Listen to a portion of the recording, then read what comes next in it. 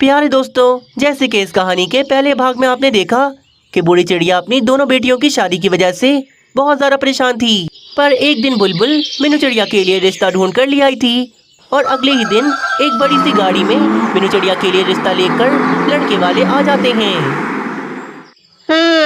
तो ये है मीनू चिड़िया, है तो बहुत प्यारी।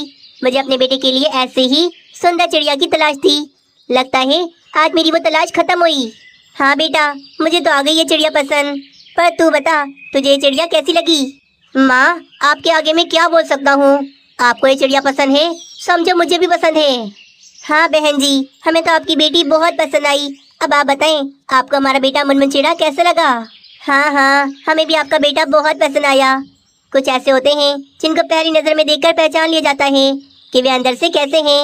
और मैंने अपनी आंखों से देखकर आपके बेटे को पहचान लिया है कि ये बहुत शरीफ है। बस तो फिर देरी किस बात की, हम अभी ये रिश्ता पक्का कर देते हैं और कुछ ही दिनों में हम इन दोनों के हाथ भी पीले कर देंगे। अब रिश्ता पक्का हो जाता है। पूरे एक हफ्ते के बाद मीनू चिड़िया की शादी की डेट फाइनल हो गई थी। लड़के वाले भी अपनी गाड़ी में बैठकर वापस अपने घर चले जाते हैं। बाप रे बाप, कितनी बड़ी गाड़ी लेकर आए थे ये। मतलब ये लड़के वाले बहुत ज्यादा अमीर हैं। वाह भाई वाह, मीनू चिड़िया के तो मजे आ गए। काश मुनमुन चिड़िया के साथ मेरा रिश्ता पक्का होता और मेरी शादी होने वाली होती उससे। पर मेरे कहाँ इतने अच्छे नसीब। मुझे तो ऐसा लगता है मेरी शादी किसी गरीब घर में होगी। कोमल चिड़िया तो अपनी बहन के साथ ही ठीक नहीं थी, वे तो मीनू चिड़िया के साथ ही गलत करना चाह रही थी। पक्का हो गया रिश्ता, मुबारक हो मेरी बेटी, तेरा रिश्ता पक्का हो गया। चलो, मेरे सर से एक चिंता तो गई। मीनू चिड़िया, वाकई में यार बहुत भाग्यशाली हो तुम, जो तुम्हारी शादी इतने बड़े घर में तय हो गई। माँ, मेरी शादी भी किसी ऐसी जगह ही कराना जो बहुत ज्यादा अमीर हो। पहले ही बोल देती हूँ मैं। हाँ, पहले मेरी मीनू की तो शादी हो जाए, फिर सोचूंगी तेरे बारे में। पर तू चिंता न कर, तेरे लिए भी मैं कोई अच्छे घर का रिश्ता ही ढूंढूंगी। बस फिर इसी तरह कुछ दिन बीत जाते हैं। अब शादी में सिर्फ 2 दिन ही रह गए थे। चल कोमल, जल्दी कर। मीनू के ससुराल से कॉल आई थी, आज उन्होंने हम दोनों को अपने घर में बुलाया है। पर माँ, अब हम दोनों को वहाँ पर क्यों बुलाया है? रिश्ता तो पहले ही पक्का हो गया था, तो अब हम दोनों वहाँ जाके क्या करेंगे? अरे मीनू के लिए उन्होंने सोने के गहने बनवाए हैं, बस वही दिखाने के लिए बुला रहे हैं। ये बात सुनकर कोमल चिड़िया और भी ज्यादा जल जाती है।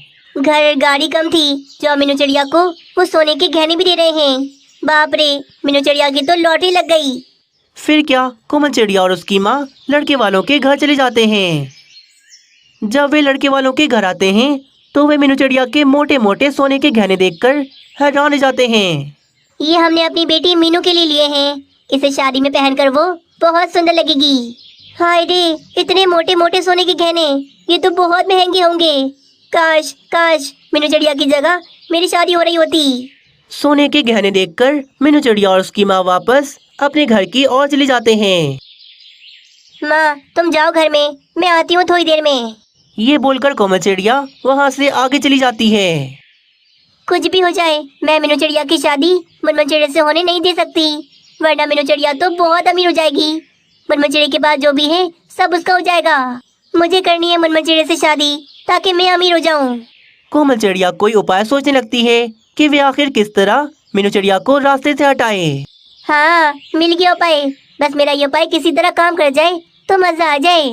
उपाय सोचकर कोमल चिड़िया वहाँ से कहीं चली जाती है। थोड़ी देर के बाद वे अपने जंगल के उल्लू साइंटिस्ट के लैब के अंदर आती है। हाँ भाई चिड़िया, क्या बात है? कौन सा केमिकल चाहिए तुम्हें? उल्लू साइंटिस्ट, मुझे ऐसा केमिकल चाहिए जिसको पीने के बाद मेरा रंग पीला हो जाए और मैं पीली चिड़िया बन जाऊँ। अरे भाई, इतना अच्छा भला रंग तो है तुम्हारा, तो तुम्हें अपना रंग पीला क्यों करना है? बस करना है ना मुझे। अगर आपके पास ऐसा कोई केमिकल है तो मुझे बताएं। उल्लू साइंटिस्ट ने एक ऐसा इंजेक्शन तो बनाया था जिसको लगाने के बाद रंग बदल जाता है, पर उस इंजेक्शन का टेस्ट उसने अभी तक किसी के ऊपर भी नहीं किया था। हाँ, ये अच्छा मौका है। मैंने जो इंजेक्शन बनाया है उसका टेस्ट मैं इस चिड़िया के ऊपर कर देता हूँ, पता लग जाएगा कि मेरा वह इंजेक्शन ठीक है भी या नहीं। हाँ चिड़िया, ऐसा इंजेक्शन है मेरे पास जिसे लगाने के बाद तुम्हारा रंग पूरा पीला हो जाएगा। बोलो तो मैं तुम्हें अभी लगा देता हूँ। क्या वाकई में मेरा रंग पीला हो जाएगा? तो फिर देरी किस बात की, मुझे लगा दो वो इंजेक्शन। कोमल चिड़िया को क्या पता था कि उल्लू साइंटिस्ट ने अभी तक वे इंजेक्शन किसी को भी नहीं लगाया। वे पहली दफा टेस्ट करने के लिए कोमल चिड़िया को लगाने वाला था। बूढ़ी चिड़िया की दो बेटियां थीं, मीनू चिड़िया और कोमल चिड़िया। वे परिवार गरीब था, इसीलिए मीनू चिड़िया और कोमल चिड़िया की अभी तक शादी नहीं हुई थी। माँ, आज आप भोजन में क्या खाएंगी? मुझे बताएं। आप जो खाना पसंद करेंगी मैं वो बना दूंगी। कुछ भी बना ले बेटा, मेरा तो अब कुछ खाने का मन ही नहीं करता। तुम दोनों की वजह से मैं हर वक्त परेशान रहती हूँ। बस मेरे मरने से पहले तुम दोनों का अपना अपना घर बस जाए, ताकि मरने के बाद मुझे शांति तो मिल सके। माँ, कितनी बार कहा है मैंने आपसे कि हमारी वजह से परेशान ना हुआ करो। हमारी शादी जब होनी होगी हो जाएगी, बिना वजह परेशान होती हो आप। हाँ माँ, शादी का क्या है, बस किसी अमीर लड़के का रिश्ता आ जाए तो मैं फौरन से हाँ कर दूंगी। अमीर घर का रिश्ता तो तब आएगा ना तब हम खुद अमीर होंगे। मुझे नहीं लगता कि हमारे घर कोई अमीर लड़की का रिश्ता आएगा। माँ, अगर हमारा रिश्ता ना भी आया तो कोई बात नहीं। वैसे भी मैं शादी करके तुम्हें छोड़कर कहीं जाने वाली नहीं हूँ। बेटी, शादी तो करनी पड़ेगी ना, मेरा क्या भरोसा मैं आज हूँ कल ना हूँ। मेरे जाने के बाद तुम दोनों का क्या होगा, यही सोच सोच कर मुझे बहुत चिंता होती है। माँ, मैं तुमसे पहले ही बोल देती हूँ, जब तक मेरे लिए किसी अमीर लड़की का रिश्ता नहीं आने वाला मैं शादी नहीं करूँगी, चाहे मैं बूढ़ी क्यों ना हो जाऊँ। दोनों बहनों में मीनू चिड़िया तो समझदार थी, पर छोटी वाली कोमल चिड़िया थोड़ी लालची थी। उससे हर वक्त बस पैसा ही पैसा नजर आता था। आगे की कहानी देखने से पहले वीडियो को एक लाइक जरूर कर दें। थोड़ी देर में शाम हो जाती है। बूढ़ी चिड़िया के घर पर बुलबुल मीनू चिड़िया के लिए रिश्ता लेकर आती है। आंटी जी, समझे आपका काम हो गया। आपने मुझसे कहा था ना कि मैं मीनू चिड़िया के लिए किसी अच्छे घर का रिश्ता ढूंढूं, तो मिल गया मुझे रिश्ता, वो भी अमीर घर का। क्या क्या वाकई में मेरी मीनू के लिए रिश्ता मिल गया? वाह भाई, जल्दी बताओ कौन है वो लड़का, कहाँ रहता है वो? आंटी जी, वो लड़का इसी जंगल में रहता है। पता है, वो लड़का बहुत अमीर है, अपना बिजनेस है उसका। हाँ हाँ, ये सब तो ठीक है, पर ये तो बताओ वो रिश्ते वाले आ कब रहे हैं रिश्ता लेकर? कल कल ही आ रहे हैं वो रिश्ता लेकर। मेरी पूरी बात हो गई उनसे। देखना, कल मीनू चिड़िया का रिश्ता पक्का हो ही जाएगा। मीनू चिड़िया के लिए अमीर घर से रिश्ता आया था। ये सुनकर तो कोमल चिड़िया बहुत ज्यादा ही जल गई थी। ये कैसे हो सकता है? मीनू चिड़िया के लिए अमीर घर से रिश्ता आ रहा है, ये तो मेरे लिए आना था। बुलबुल फिर रिश्ते का बताकर वहाँ से चली जाती है। भला हो इस बुलबुल का, जो ये मेरी बेटी के लिए रिश्ता ढूंढ के लिए आई। बस कल रिश्ते वाले आए और मीनू को पसंद कर लें तो सब अच्छा है। माँ, ये सब तो ठीक है, पर मैं अभी शादी नहीं कर सकती, क्योंकि शादी के बाद मुझे आपको छोड़ के जाना पड़ेगा। तो इसमें कौन सी बड़ी बात है बेटा, वो तो हर लड़की जाती है। और क्या, शादी के बाद तुम मुझसे मिलने आती रहना, मैंने कौन सा मना किया है? सब खुश थे, पर कोमल चिड़िया खुश नहीं थी, क्योंकि वे चाहती थी ये रिश्ता उसके लिए आए। फिर अगले दिन सुबह एक बड़ी सी कार में रिश्ते वाले मीनू चिड़िया के लिए रिश्ता लेकर आते हैं। आइए आइए, स्वागत है आप सबका। आने में कोई तकलीफ तो नहीं हुई? नहीं नहीं, तकलीफ किस बात की, हम तो अपनी कार में आए हैं, उड़ के आते तो शायद तकलीफ होती। हाँ, ये बात तो है। अच्छा, इससे मिलें, ये है मेरी बेटी मीनू चिड़िया, बहुत ही होनहार है, खाने पीने में इससे जो भी बनवा लें सब आता है इसे। मीनू चिड़िया के लिए रिश्ते वाले आ गए थे। दोनों की आपस में बातें चल रही थीं। प्यारे दोस्तों, इस कहानी का दूसरा भाग देखने के लिए हमें कमेंट में जरूर बताएं। क्या करूं ऐसा जिससे मेरे पास बहुत सारे पैसे आ जाएं? कुछ तो तुझे ऐसा करना पड़ेगा कालू, अपने दिमाग की बत्ती जला और कुछ सोच। तभी कालू कौवा देखता है कि सामने से मांस से भरी हुई गाड़ी जा रही थी। अरे अरे, इतना सारा मांस, पर ये इतना सारा मांस कहाँ जा रहा है? मांस के भरे हुए ट्रक को देखकर कालू कौवे की दिमाग की बत्ती जलती है और उससे बढ़िया सा उपाय आ जाता है। कालू कौवा तो उस गाड़ी के सामने आ जाता है और उसे रोक देता है। भैया सुनना जरा, मुझे आपसे कुछ काम है, आप गाड़ी से उतरकर जरा बाहर तो आना। अरे क्या काम है तुम्हें मुझसे कौवे? बालू चील ने ऑर्डर पर ये सारा मांस मंगवाया है, मुझे जल्दी से ये पहुंचाना है उसके घर पर। मेरी बात तो सुनो तुम, मुझे तुमसे बहुत जरूरी काम है, जरा गाड़ी से उतरकर बाहर तो आओ। जग्गू पक्षी जैसे ही गाड़ी से उतरकर बाहर आता है तो कालू कौवा एक डंडा उसके सर पर मारता है और जग्गू पक्षी तो वहीं पर बेहोश हो जाता है। पड़ गया महंगा गाड़ी से उतरना। अब ये सारा का सारा मांस मेरा है, मैं इसे बेचकर बहुत सारे पैसे कमाऊंगा। शातिर कालू कौवा मांस से भरी गाड़ी लेकर फौरन वहाँ से भाग जाता है। एक काम करता हूँ, पहाड़ों की और जो राशि चील रहती है ये सारा मांस ले जाकर उसे बेच देता हूँ। बहुत पैसे वाली है वे चील, मांस को देखकर बहुत ज्यादा खुश हो जाएगी और मुझे दुगने दाम दे देगी इसके। बस फिर क्या, कालू कौवा वे ट्रक लेकर सीधा पहाड़ों की ओर चला जाता है और वे सारा मांस लेकर वे राशि चील के पास आ जाता है। राशि चील, ये देखो मैं तुम्हारे लिए कितना सारा मांस लेकर आया हूँ। बताओ बताओ, खरीदोगी ना मुझसे? मांस से भरे हुए ट्रक को देखकर तो राशि चील के मुंह में पानी आ रहा था। भूख तो मुझे बहुत लगी है और मांस खरीदने के लिए मैं बाजार तो जा ही रही थी। अच्छा हुआ तुम आ गए यहाँ पर ये बताओ, मांस तो ताज़ा है ना?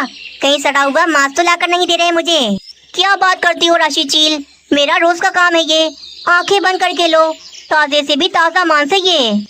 ठीक है, फिर मैं तुम्हें अभी घर से पैसे लाकर दे देती हूँ। थोड़ी देर के बाद राशि चील काफी सारे पैसे लाकर कालू कौवे को दे देती है और कालू कौवे का तो एक ही दिन में इतना ज्यादा फायदा हो गया था। दूसरी तरफ बाजू चील कब से अपने मांस के आने का इंतजार कर रही थी।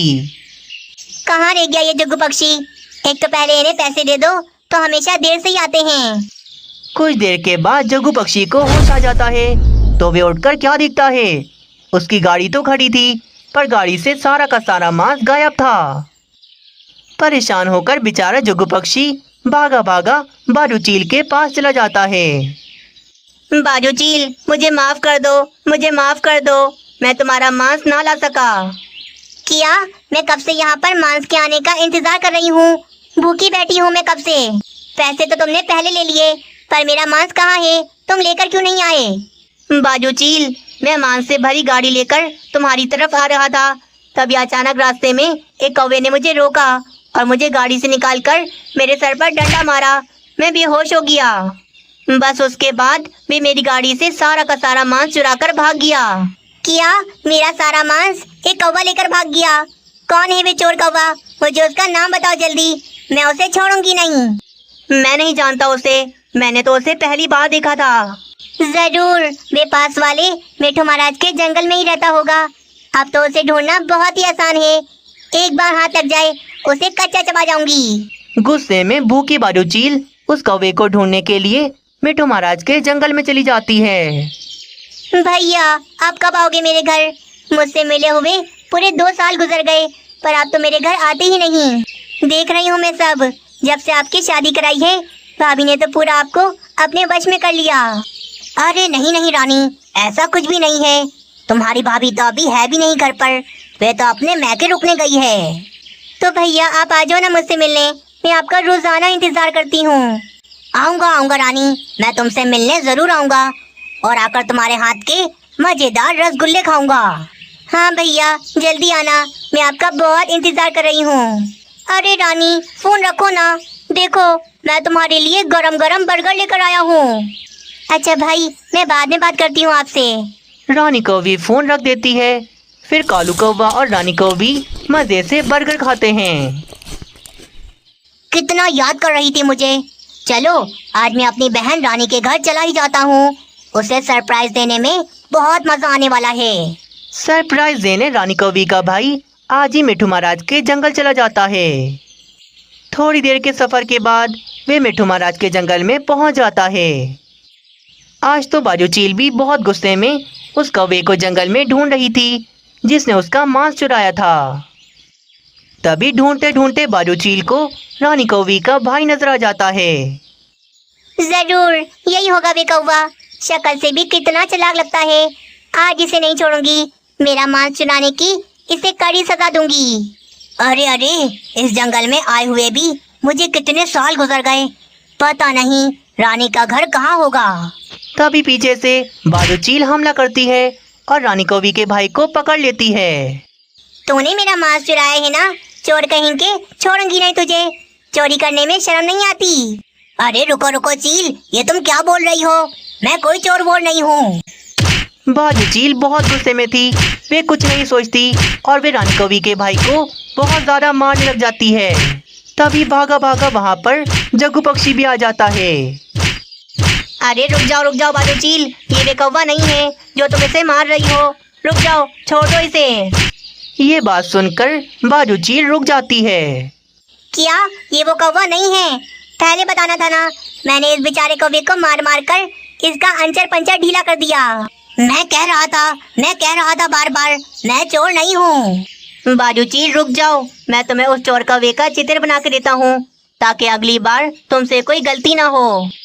जग्गू पक्षी कालू कौवे का चित्र बनाने के लिए चला जाता है। थोड़ी ही देर में जग्गू पक्षी एक पेपर पर कालू कौवे का हूबहू चित्र बनाकर लाता है।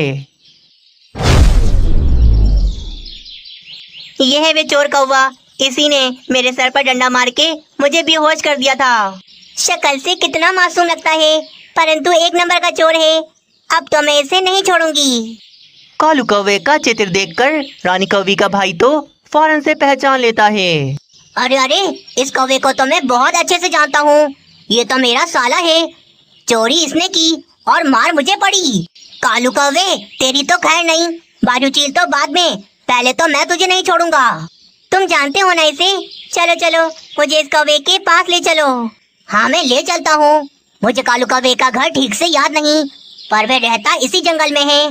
हम ढूंढेंगे तो मिल जाएगा उसका घर। बस फिर रानी कौवी का भाई बदला लेने के लिए बाजूचील को साथ लेकर कालू कौवे के घर चला जाता है। हाय रे, मेरे भैया आ गए। कालू जी देखो, मेरे भैया आ गए। इतना बड़ा सरप्राइज दिया आपने मुझे। भैया आज मैं आपके लिए मीठे मीठे रसगुल्ले बनाऊंगी। हाँ मेरी बहन जरूर बनाना, पर अभी मुझे तुम्हारे पति से बहुत जरूरी काम है। हाँ बोलो भैया, आपको मुझसे क्या काम है? वैसे अब आप मुझसे पैसे मांग सकते हो, क्योंकि आपके साले के पास बहुत पैसे आ गए हैं। मान से भरा ट्रक मैंने मंगवाया और चोरी तूने किया। दुष्ट कौवे, तेरी वजह से मैंने इस मासूम कौवे को भी कितना मारा। किया? तुमने भाई को मारा? वैसे अच्छा ही किया, भैया की थोड़ी पिटाई तो होनी चाहिए थी। बहुत हंसी आ रही है ना तुझे? अभी तेरी ये हंसी रोने में बदलता हूँ। बस फिर क्या, रानी कौवी का भाई और बाजूचील दोनों ही मिलकर कालू कौवे की जमकर पिटाई लगाते हैं। इस तरह कालू कौवे को चोरी करने की सजा मिलती है और इस मार को वे हमेशा याद रखता है।